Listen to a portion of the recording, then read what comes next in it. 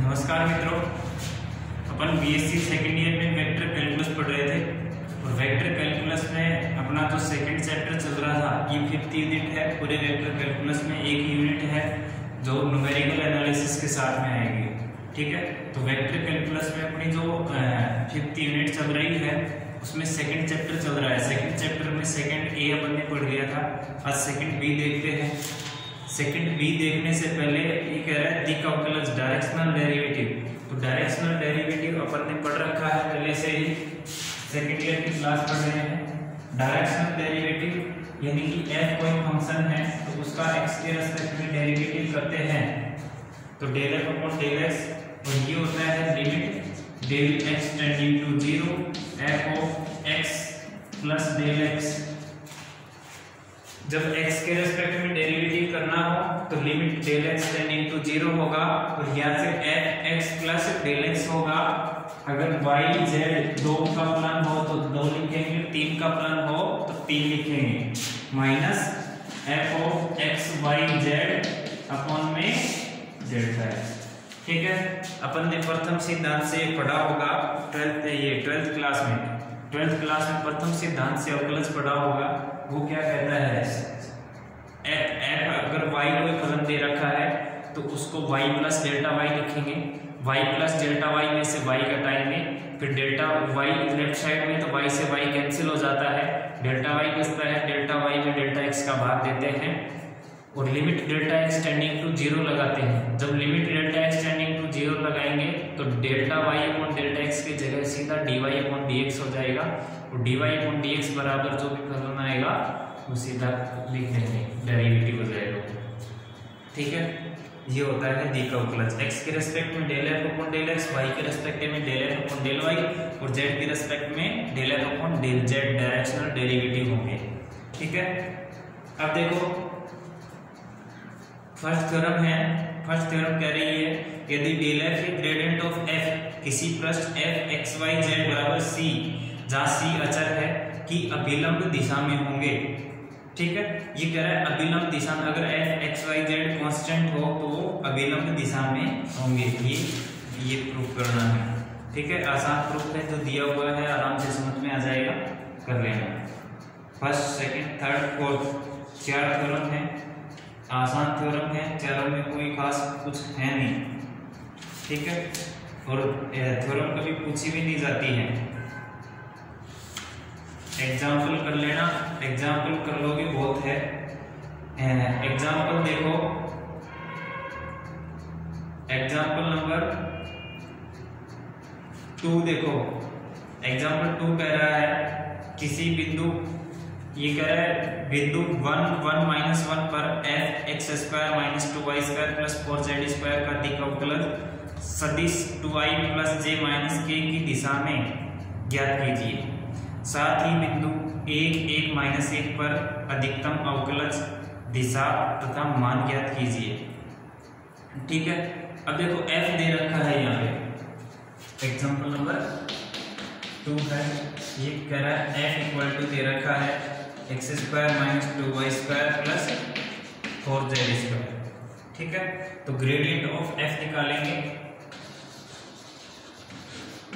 Gradient of f निकालेंगे। Gradient of f होता है i del f upon del x plus j del upon del y plus k del upon del z into में x square minus 2y square plus 4z square, x square minus 2y square plus 4z square को del upon del x के respect में करेंगे तो y वाला और z वाला 0, x square का डेरिवेटिव 2x, तो i इनटू में 2x, ये ऐसे लिखेंगे 2x i cap minus y square का 2y और 2 पहले से है तो 4y j cap plus k cap into में z के रेस्पेक्ट में इन दोनों का 0, z स्क्वायर का 2z तो 4 इंटू 8z इंटू।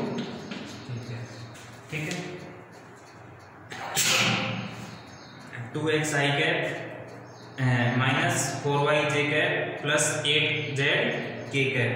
अब देखो बिंदु 1 माइनस 1 पर, बिंदु 1 माइनस 1 पर gradient of f equal to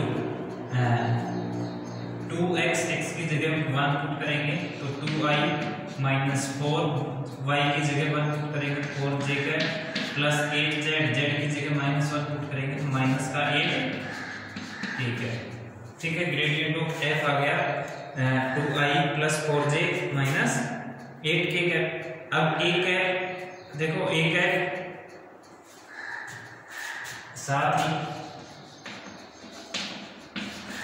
he a cap equal to 2i plus j minus k cap की दिशा में एक सदिश की दिशा में यूनिट वेक्टर या एक सदिश होगा 2i plus j minus k upon में अंडर रूट 2 का स्क्वायर 4 प्लस 1 प्लस 1। ठीक है, यानी कि 2i 2 अपॉन रूट 6 आएगा 1 upon root 6 j cap minus 1 upon root 6 k cap.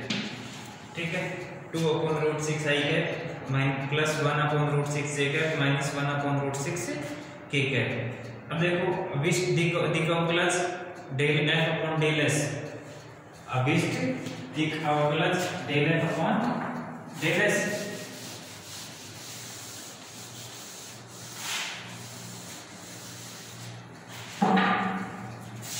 अभिष्ट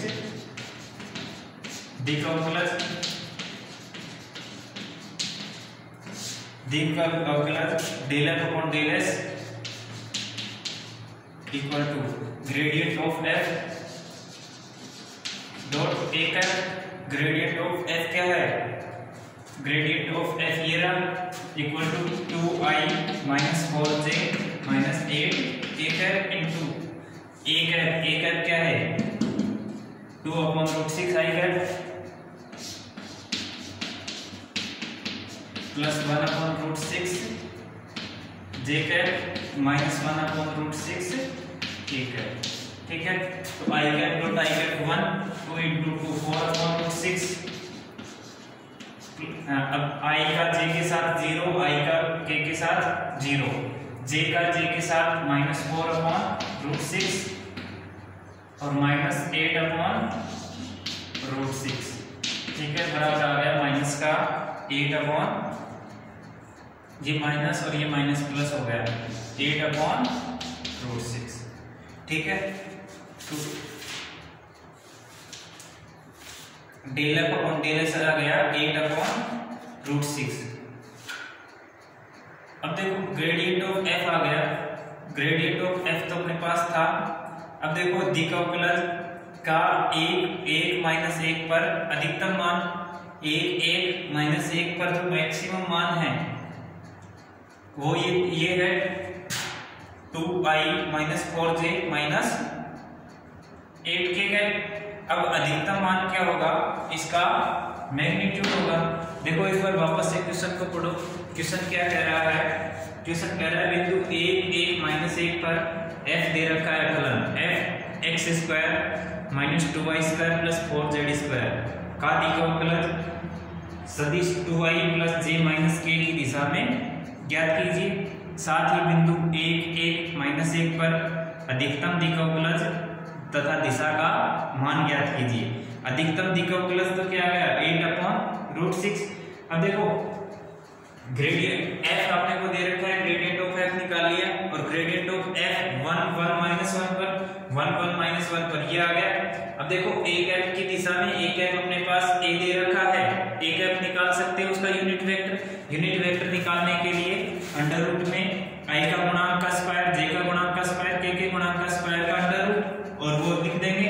अब देखो gradient of f dot a cap ये आ गया अधिकतम अभिष्ट दिक्अवकलज del f upon del s आ गया।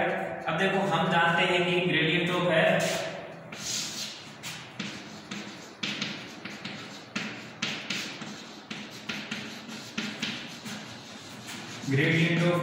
उस दिशा में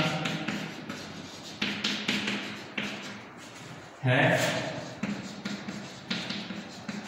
जिसमें del f upon del s का अधिकतम मान है।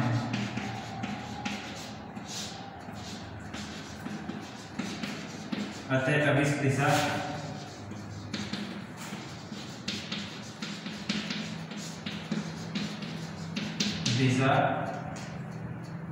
Gradient of f equal to 2i minus 4j minus 8 ठीक है। और इसका अधिकतम मान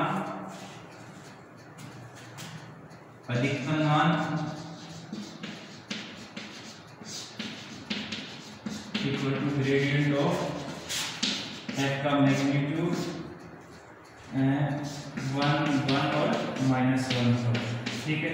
ग्रेडियंट ऑफ f का अधिकतम मान यानी कि 2i equal to under root में 2 का स्क्वायर 4 का स्क्वायर 16 और 8 का स्क्वायर 64 16 और 4 20 60 और 20 80 84 और 21 चौका 84 2 रूट 21।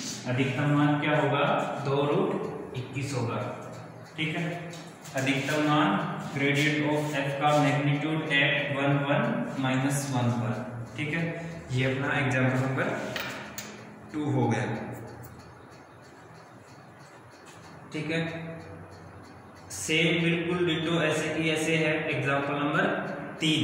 ये कह रहा है 1 2 0 पर फाई दे रखा है, पहले में f दे रखा था, इसमें फाई दे रखा है। Phi equal to xy plus yz plus zx का डिकॉप्लस सदिश की दिशा में ज्ञात कीजिए।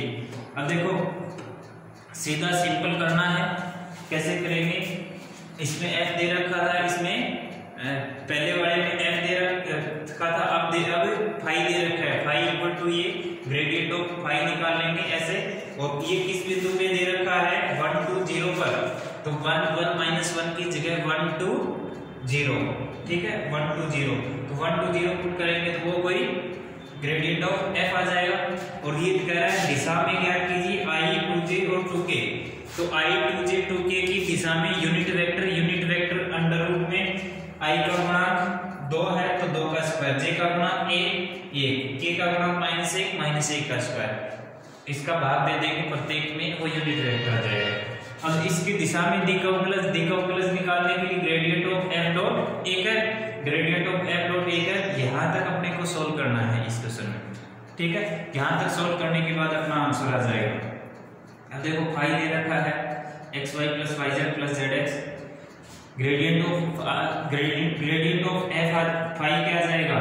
y प्लस z, x के रिस्पेक्ट में derivative y plus z, y के रिस्पेक्ट में z प्लस x और z के रिस्पेक्ट में x प्लस y, और इसके साथ में i j के गुणा कर देंगे, ठीक है।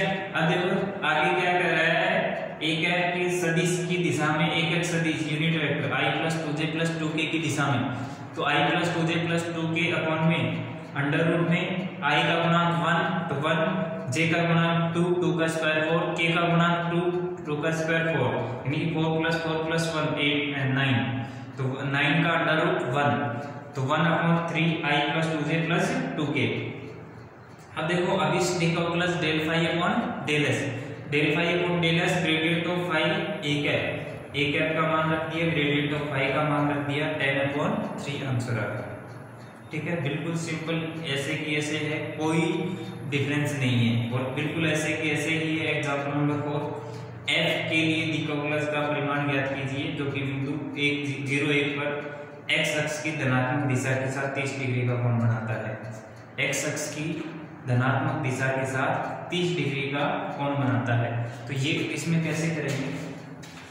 जो a कैप होगा cos 30 i cap plus sin 30 j cap, ठीक है। ये यूनिट वेक्टर ही है। यूनिट वेक्टर होता है, इसका अंडर i का गुणांक का स्क्वायर प्लस j के गुणांक का स्क्वायर प्लस k के गुणांक का स्क्वायर का अंडर रूट निकालेंगे तो वो 1 आना चाहिए। तो यहाँ cos 30 प्लस sin 30 वो 1 इनका square cos square theta plus sin square theta, इसका मान 1 होता है तो 1 ये यूनिट वेक्टर ही दे रखा है, ठीक है। ग्रेडियंट ऑफ f दे रखा है, ग्रेडियंट ऑफ f निकाल लेंगे। बिंदु 0 1 पर निकालना है ग्रेडियंट ऑफ f, वो माइनस j आएगा 0 1 पर, तो डिकॉप्लस del f upon del s gradient of f into में ये जो यूनिट वेक्टर है इसका गुणा कर देंगे, ठीक है। सीधा सिंपल, बहुत आसान सवाल है, इससे आसान कुछ नहीं हो सकता है। ये सेकंड भी इसके साथ अपनी खत्म हो गई है। इसके जो एक्सरसाइज के क्वेश्चन हैं जो आए हुए हैं उनको देख लेना। बाकी अपन ने टेंजेंट एंड नॉर्मल, स्पर्श तल तथा अभिलंब नेक्स्ट लेक्चर में देखेंगे, स्पर्श रेखा तथा अभिलंब समतल। ठीक है, उम्मीद करते हैं समझ में आया होगा। अगर कोई डाउट हो तो नेक्स्ट लेक्चर में देखते हैं। नेक्स्ट लेक्चर में नेक्स्ट सेकंड सी के साथ मिलते हैं। धन्यवाद।